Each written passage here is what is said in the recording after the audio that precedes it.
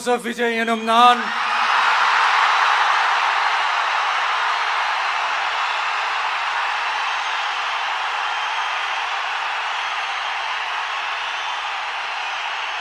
சட்டப்படி அமைக்கப்பெற்ற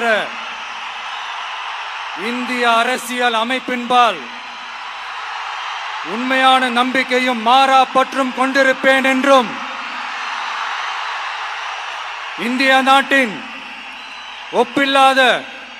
முழு முதல் ஆட்சியையும் ஒருமையையும் நிலை நிறுத்துவேன் என்றும் தமிழ்நாட்டு அரசின் முதலமைச்சராக உண்மையாகவும் உளச்சான்றின்படியும் என் கடமைகளை நிறைவேற்றுவேன் என்றும் அரசியல் அமைப்பிற்கும் சட்டத்திற்கும் இணங்க அச்சமும் ஒருதலை சார்பும் இன்றி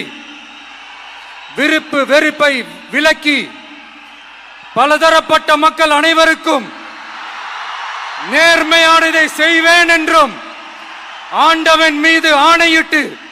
உறுதிமொழிகிறேன்.